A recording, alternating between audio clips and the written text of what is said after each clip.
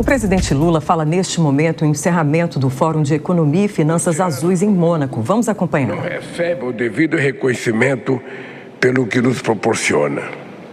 A ODS 14, dedicada à conservação e ao uso sustentável dos recursos marinhos, é um dos objetivos com menor financiamento de toda a Agenda 2030.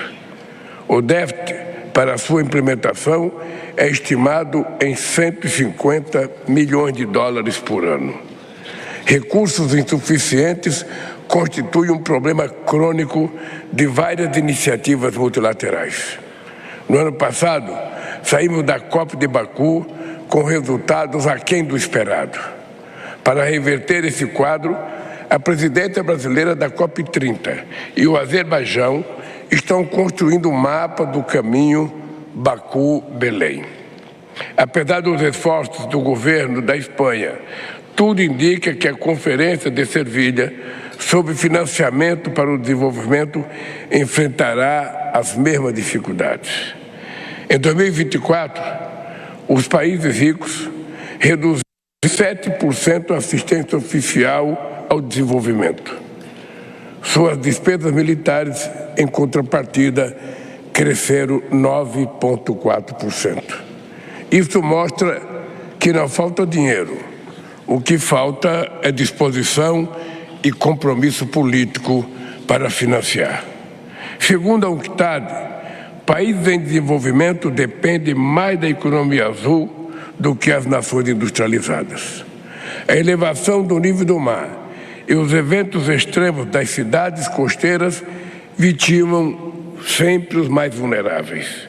Entre os 33 países da América Latina e Caribe, 23 possuem mais território marítimo do que terrestre. A África detém 13 milhões de quilômetros quadrados de território marítimo. Isso equivale à soma do território continental da União Europeia e dos Estados Unidos. Tornar a economia azul mais forte, diversa e sustentável contribui para a prosperidade do mundo em desenvolvimento. Na presidência brasileira do G20, fizemos do oceano uma das nossas prioridades. As instituições financeiras internacionais têm um papel central a cumprir. Insistimos na necessidade de contar com bancos multilaterais melhores, maiores e mais eficazes. Instrumentos como a troca de dívida por desenvolvimento e a emissão de direitos especiais de saque podem mobilizar recursos muito valiosos. É urgente desburocratizar o acesso a fundos climáticos. Os esforços multilaterais, como a terceira Conferência sobre Oceanos, que tem início amanhã, são muito importantes. A adoção pela Organização Marítima Internacional de metas vinculantes para zerar as emissões de carbono na navegação até 2050 promete multiplicar a demanda por energias renováveis. Essa decisão histórica reduziria a dependência global de combustíveis fósseis, acelerando a transição justa. Falta-nos concluir instrumento vinculante para acabar com a poluição por plástico nos oceanos e avançar na ratificação do novo Tratado para a Biodiversidade nas águas internacionais.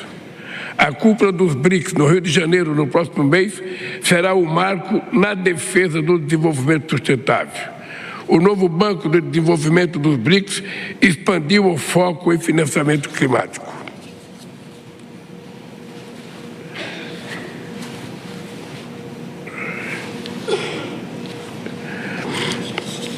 Já foram desembolsados mais de 2,6 bilhões de dólares para água e saneamento. No Brasil, apostamos na combinação de investimentos públicos e privados. Nosso programa Bolsa Verde transfere renda para mais de 12 mil famílias que ajudam a preservar unidades de conservação marinha. O Banco Nacional de Desenvolvimento Econômico e Social conta com a carteira de mais de 70 milhões de dólares dedicada à economia azul. Financiamos projetos de planejamento espacial marinho, conservação costeira e descarbonização da frota naval e infraestrutura portuária. Estamos recuperando manguezais e recifes de coral, investindo na pesca sustentável e na gestão dos recursos hídricos. A taxonomia de finanças sustentáveis brasileiras vai orientar investimentos privados em atividades que contribuam para objetivos socioambientais, incluindo o uso sustentável de recursos marinhos. No Brasil, quando queremos mobilizar esforços em torno de um objetivo comum, utilizamos uma palavra de origem indígena chamada mutirão. Esse fórum renova a convocatória para o aumento dos compromissos financeiros com o oceano. O planeta não aguenta mais promessas não cumpridas. Não há saída isolada para os desafios que requerem ação coletiva. Ou nós agimos, ou o planeta corre risco. Muito obrigado.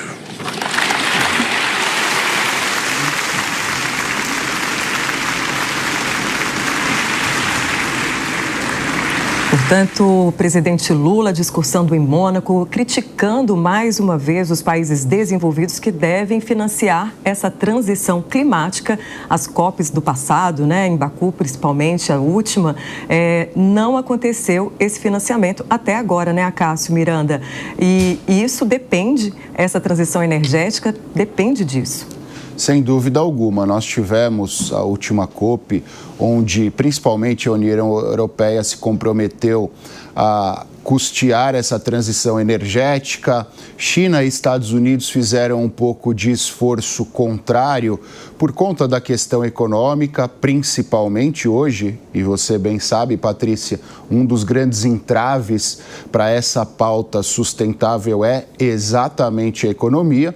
E o presidente brasileiro, o presidente Lula, apesar de todas as críticas e ressalvas, ele é um dos grandes entusiastas desta pauta no mundo. Ele sabe que o Brasil hoje, por conta da região amazônica, é o pulmão do mundo e ele usa muito bem esta característica do nosso país para defender a sustentabilidade e para ser um dos protagonistas desta pauta. Tem êxito neste momento? Não. Nós percebemos nitidamente que ele não tem tido êxito. Alguns países, como Estados Unidos e França, já fizeram até gestos econômicos para o próprio Brasil por conta da Amazônia, mas muito mais como uma forma de se desprender da pauta sustentável, dizendo que estão ajudando na manutenção daquela importante região mundial, do que com medidas efetivas. Resta saber quais serão os resultados desta falta de observância às questões relacionadas à sustentabilidade. Vide o clima, que está cada vez mais desorganizado. Pois é, Henrique Kriegner, realmente o presidente Lula, fazendo esse apelo aos presidentes dos outros países. Ontem, inclusive, ele chegou a comentar sobre a não confirmação de Donald Trump na COP realizada aqui no Brasil no final do ano e dizendo: se ele não vir, eu vou trocar uma ideia com ele. Ô, cara, tem que vir, tem que participar. Pois é, o presidente Lula, David, ele tem que, às vezes, lembrar da posição do Brasil e do tamanho dele em relação também ao cenário internacional, porque da mesma maneira que ele se acha no direito de cobrar a presença aí, então, de uma forma tão direta do presidente Trump, ele também já se colocou como o grande mediador do conflito na Rússia e na Ucrânia, o grande mediador do conflito entre Israel e Palestina, e a gente viu que nada disso deu certo, ou seja, acho que vale a pena fazer uma autoavaliação aí e talvez dar uma segurada nesse sentido. Agora, é importante a gente lembrar que o Brasil ainda insiste numa perspectiva desatualizada na questão ambiental. Já foi declarado lá em Rio, na Conferência Rio 92, depois reforçado na Conferência Rio +20, tem sido assunto de inúmeras conferências e produção literária também nesse sentido, de que desenvolvimento sustentável tem 3 pilares: o ambiental, o econômico e o social. Ou seja, para que o ambiental funcione e as matas sejam preservadas, os oceanos sejam guardados e toda atividade econômica ao redor desses ambientes também seja desenvolvido de uma forma sustentável, é necessário que a economia ande bem e ande livre.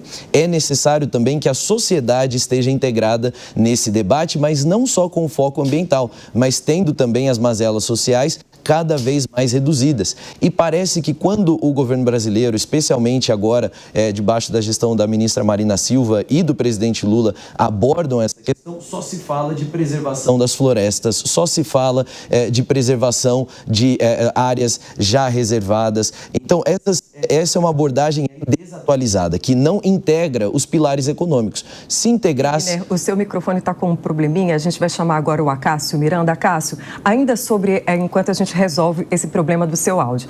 Acácio, enquanto o presidente ainda cobra a presença de Trump e justamente o presidente americano que se retira do Acordo de Paris, o que enfraquece também todas essas questões ambientais, ele também cobrou uma falta de articulação mundial que a ONU, desde que foi criada ali depois da Segunda Guerra Mundial, tem perdido com o tempo.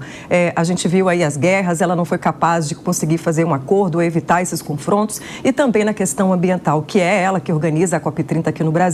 Você acredita que esse poder de articulação e de envolvimento dos países mais desenvolvidos e que precisam financiar, são os únicos que conseguem fazer isso, porque também são os principais poluidores, se perde com essa questão da ONU? Sem dúvida alguma. A ONU, durante muitas décadas, ela teve a capacidade de centralizar as discussões. Fossem as discussões ambientais, fossem as discussões sociais, fossem as questões econômicas e, principalmente, teve a capacidade de intermediar eventuais conflitos que surgiam no mundo. Na última década, principalmente, nós percebemos uma incapacidade da ONU, muito mais por conta de uma centralização do poder em dois grandes eixos. Um eixo ocidental, capitaneado por Estados Unidos, Alemanha, França, Inglaterra, e um eixo mais oriental, capitaneado pela China e pela Rússia principalmente, a China com o seu poderio econômico e a Rússia com a sua capacidade, que ainda manteve da década de 80, relacionada à geopolítica e esse desenho geopolítico do mundo. Fato é que o presidente Lula, neste ponto, tem razão. A ONU, ao perder protagonismo, perde essa centralidade no diálogo entre os países. Talvez nós tenhamos a oportunidade de repensar não só o papel da ONU, mas repensarmos a estrutura da ONU para que ela se torne mais efetiva em termos de alcançar as suas finalidades e, principalmente, para que ela se torne mais efetiva em termos de protagonismo e legitimidade perante os países. Resta saber se este é o momento apropriado no mundo para nós fazermos esta reforma na ONU.